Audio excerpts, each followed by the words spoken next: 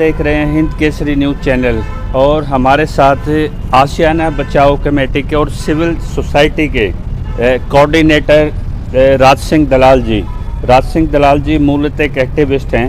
और जब आशियाना लोगों का उजाड़ा जा रहा है डेवलपमेंट के नाम पे, जो मूल निवासी हैं सोनीपत के, उनको रिहेबिलिटेशन नहीं, कोई उनके लिए कोई स्कीम नहीं बातचीतों के प्रपंच में, और वो पूरे अपने घर का सामान उठा के वो बिल्कुल प्रशासन उसके साथ मजबूती से खड़े हैं। इसमें कहाँ तक क्या क्या साजिश है, क्या उनका रास्ता है, क्या मांग है सरकार से, हम जान लेते हैं। नमस्कार जी भाई साहब। नमस्कार जी। ये क्या मैटर है ये जो आपने देखा? सबसे पहले तो मैं सभी भाइयों को नमस्कार करता हूँ। और हमारी ये 2018 से लड़ाई शुरू हुई थी, जब यहाँ बीजेपी सरकार में कविता जैन मंत्री थी, वो नगर निगम की इनकी मंत्री थी।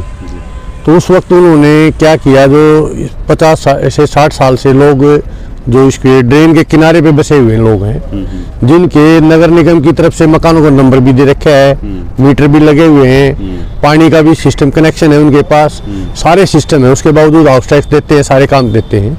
उसके बावजूद उन्होंने उजाड़ के वहाँ अपनी मार्केट बनाने की प्लानिंग बनाई, क्योंकि वो लगभग 5 किलोमीटर एक तरफ कर 5 किलोमीटर 10 किलोमीटर का दायरा पड़ता है।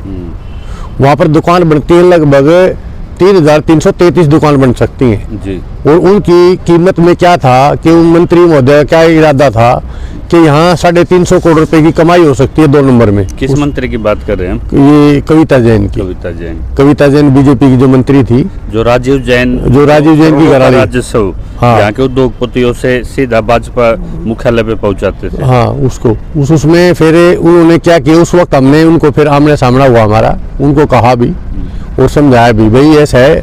हमने यहाँ तक भी बात रख दी, भाई अगर आप इनको बेचना ही चाहते हो तो जो यहाँ रहने वाले लोग हैं उन्हीं को दे दो, क्योंकि उनको जरूरत नहीं थी। तो जरूरत ना होने के बावजूद जो नाला पक्का करने की बात आई, भाई वहाँ नाला हम बनाएंगे, तो हमने कहा भी बहुत अच्छी बात है, बढ़ाओ आप, क्योंकि नाला बनना है लगभग 33 फुट चौड़ा। 33 फुट चौड़े में हमारा फिर एशिया आयोग में चले गए बात होते होते, जिसमें 4 विभाग थे, जिनकी ड्रेन की जो जगह है सिंचाई विभाग की वो भी थे, हम भी थे, आशियाना बचाओ संघर्ष समिति की तरफ से हमारी भी कार्यकारिणी थी, इधर से सोनीपत प्रशासन डीसी भी था वहाँ, और नगर निगम के अधिकारी भी थे, और सिंचाई विभाग के भी थे। तो क्या वो इलीगल बैठे हुए हैं किसी जगह पे, इंक्रोच करके बैठे हुए हैं? ऐसा है, पहले तो उसको इंक्रोचमेंट कह सकते थे स्टार्टिंग में तो, लेकिन 60 साल से इंक्रोचमेंट जब 12 साल हो जाते हैं तो सुप्रीम कोर्ट की रूलिंग है 12 साल से। हाँ, तो एडवर्स में आने के बाद आदमी को अपने उसको काबिज हो जाता है वो। और उनके हमारे बुजुर्गों ने बनाया था वो, हमारे ये नहीं हमने कराया था, जो हमारे बड़े थे उन्होंने लिया था, उन्होंने बना के, और उसके बाद भी आगे जो चल रहा है मामला, अब तो उनके बच्चे आगे, बच्चे भी लगाना, उनके हाउस नंबर देना, हाँ, सब ये सरकार ने कर रखा है, जो रेजिडेंट के तरह सारी मान्यता है उनको, सब कुछ है हमारे पास।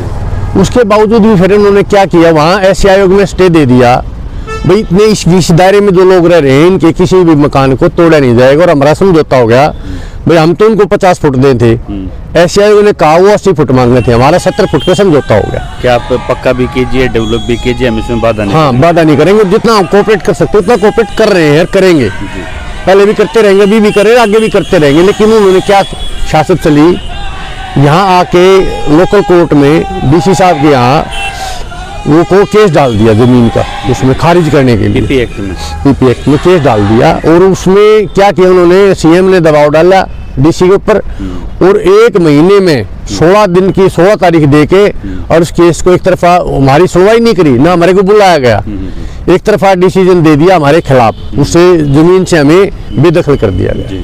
तो बेदखली के बाद अब क्या सियासत चल रही है इनकी, भाई धीरे धीरे करके 4 मकान कहीं से तोड़ दिए, 4 मकान कहीं जाके तोड़ दिए, एक किस्तों में तोड़ के लोगों को फिर वहाँ काम करते हैं, पानी इतना इकट्ठा कर देते हैं ताकि लोगों के घरों में बढ़ जाए, लोग परेशान हो जाएं।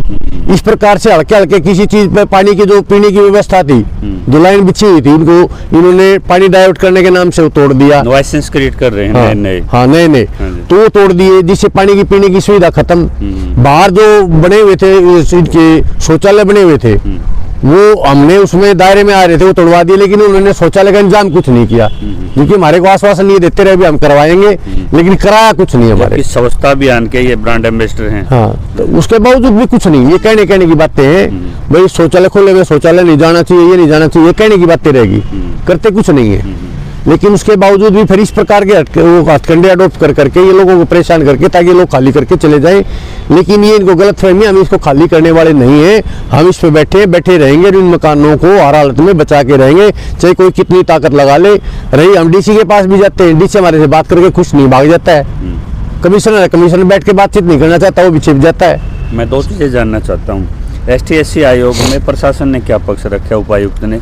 दूसरा, जो इन्होंने फैसला एक तरफा लिया है, एक्स पार्टी कह लो, यूनिलेटरल ले लो, उनको आपने कहीं चुनौती दी इनके फैसले? ऐसा है, इनके फैसले को अभी तो हमारा कमिश्नर के पास हम केस डालने लग रहे हैं जी, क्योंकि पहले हम कमिश्नर के पास जाएंगे, नहीं तो फिर हाई कोर्ट में जाएंगे। ठीक है, चुनौती दे रहे हो आप? चुनौती देंगे, ठीक है। और उसके अलावा इनका क्या पक्ष रहा? इनका जो ये तोड़ फोड़ कर रखी इन्होंने, क्योंकि 70 फुट से आगे जाके इन्होंने 111 फुट पे भी तोड़ दिए मकान। कमीशन में क्या एफिडेविट है? ऐसे आयोग में जाएंगे ना, ऐसे इसमें दे रखा था इन्होंने, भाई वहाँ कोई मकान नहीं तोड़ा जाएगा, और ये मार्केट बनाने की जो प्लानिंग थी उसको बिल्कुल एफिडेविट इन्होंने क्या रखी, भाई कोई मार्केट नहीं बनेगी। तो कंटेम में जाएंगे आप इनके? हाँ बिल्कुल जाएंगे, ऐसे आयोग में ये सारी हम वीडियो बनवा के, वहाँ की जो मकान तोड़े गए उनकी सबकी वीडियो बनवा रहे हैं, वीडियो बनवा के ऐसे आयोग में लेके जाएंगे, उनको दिखाएंगे भी तुमने स्टे देने के बावजूद भी हरकतें चल रही हैं। आप सरकार से क्या सोल्यूशन मांगते हैं, इसका क्या होना चाहिए? देखो, सरकार से हम सोल्यूशन ये मांग रहे हैं, भाई सरकार को चाहिए वो बनाए, सड़क भी बनाए, क्योंकि लोगों को सुविधा मिलनी चाहिए, उसमें हम अड़चन नहीं बनना चाहते, मगर उसके एवज में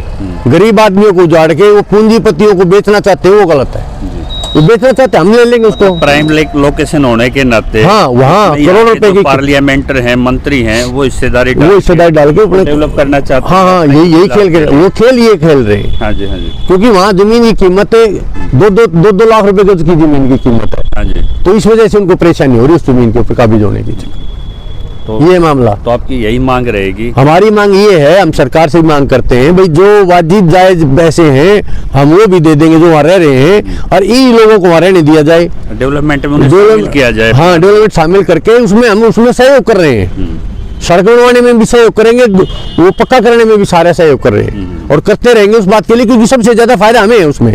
लेकिन हमें रहने का भी सुविधा वहाँ दी जाए, और हमें रहने भी दिया जाएगा। तो सीएम की तरफ से कोई विंडो वगैरह आ रही है इसमें बातचीत के लिए? कोई अभी ऐसा है, सीएम से अभी तक कोई बातचीत होने का कोई रास्ता बनाया नहीं, क्योंकि यहाँ प्रशासनिक अधिकारी छिपते फिर रहे हैं हमारे, कोई बात करने में खुश नहीं है, कोई भाग जाते हैं। अधिकारी छिपते फिर रहे हैं, जबकि एक मिडिल का रास्ता निकल सकता है। वो इंक्लूसिव डेवलपमेंट में शामिल होना चाहते हैं, डेवलपमेंट चार्जेस भी जमा कराने के लिए तैयार है, किसी डेवलपमेंट में भी रोड़ा नहीं बनना चाहते, सिर्फ वो अपना सिर छुपाने की जगह चाहते हैं। और जहाँ प्राइम लोकेशंस हैं वहाँ ज़मीन हथियाने के जो बस्तियाँ उजाड़ने का काम करते हैं, वही मातम में जाके शामिल होते हैं और वही डेवलपमेंट की बात करते हैं। आप समझ गए होंगे मैं किसकी बात कर रहा हूँ, सबके साथ सबके विकास के नारा देने वाले उस प्रधान सेवक की।